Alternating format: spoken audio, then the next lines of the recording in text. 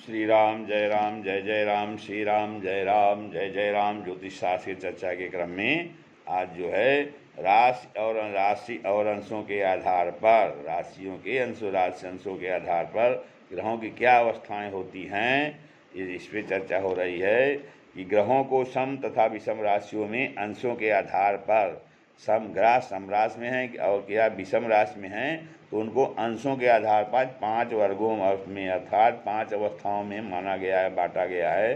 जो कि इस प्रकार से बनता है कि अवस्थाएं होती हैं: बाल अवस्था, कुमार अवस्था, युवा अवस्था, वृद्ध अवस्था और मृत अवस्था। 5 अवस्थाएं ग्रहों की राशियों में सम या विषम राशि में स्थित अंशों के आधार पर हम उसको मानते हैं कि ग्रह किस अवस्था में है। तो जिस अवस्था में ग्रह होता है उसी हिसाब से वो फल देता है, क्योंकि बाल्यावस्था में ग्रह का फल न्यून होता है, कुमारावस्था में आधा होता है। अर्थात बाल्यावस्था में समझिए कि ग्रह का फल न्यून होता है, बहुत कम होता है, अर्थात चौथाई समझिए।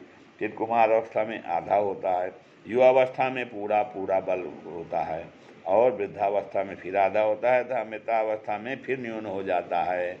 हाँ, तो इस प्रकार से जल से ग्रहों का विषम राशि और सम राशि में ग्रहों का अंश के आधार पे अवस्थाएं देखी जाती हैं कि बालावस्था है, कुमार अवस्था है, युवा अवस्था है, वृद्धावस्था है या मृत अवस्था है। उस हिसाब से उसका बल हम देखते हैं ग्रह की अवस्था के हिसाब से।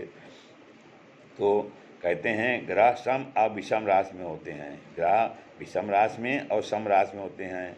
तो पहली विषम है, दूसरी सम है, फिर तीसरी विषम है, चौथी सम है, हाँ, फिर पांचवी जो है विषम है, छठी सम है।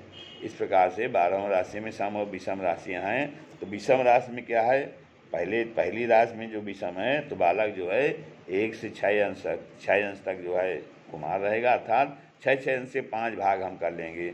1 से 6 तक कुमार, फिर 7 से 12 तक जो है वो 1 से 6 तक बाल अवस्था है, बालक है, और 7 से 12 तक कुमार अवस्था है। फिर 13 से 18 तक जो है युवा अवस्था है, और 19 से 24 तक वृद्धावस्था है, और 25 से 30 तक मृत अवस्था है।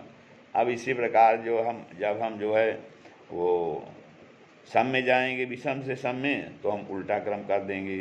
हाँ, उल्टा ये है कि अर्थात बालक जो है वो 30 अंश से 30 अंश जो 6 अंश तक। अब हम क्या करेंगे, 1 से 6 अंश तक वो क्या है, मृत अवस्था में रहेगा। 1 से 6 अंश तक मृत अवस्था में रहेगा। फिर 7 से 12 अंश तक उलट जाएगी। पहले सम में पहले मृत अवस्था आएगी, फिर जो है वृद्धावस्था आएगी, फिर युवा आएगी, फिर कुमार आएगी, फिर बाल अवस्था आएगी। तो 1 से 6 अंश तक सम में जो है वो मृत अवस्था में है, और 7 से 12 तक वो वृद्धावस्था में है, और 13 से 18 तक युवावस्था में है, और 19 से 24 तक कुमार अवस्था में है, और 25 से 30 तक वो बालक अवस्था में है, समराशि में है। तो इस प्रकार से हम जो है राशि के अंशों के आधार पर ग्रहों की अवस्थाएं देखते हैं, और उस अवस्थाओं का इस प्रकार फल देखते हैं कि बाल अवस्था है, कुमार अवस्था है, युवा अवस्था है, वृद्ध अवस्था है कि मृत अवस्था है। तो 6 अंश के हम विभाग करेंगे। विषम राशि में बाल अवस्था, कुमार अवस्था, युवा अवस्था, मृत अवस्था और वृद्ध अवस्था, मृत अवस्था है। और जब सम राशि में आएंगे तो पहले मृत अवस्था है, फिर वृद्ध अवस्था है, फिर युवा अवस्था है, फिर कुमार अवस्था है, फिर जो है बाल अवस्था है।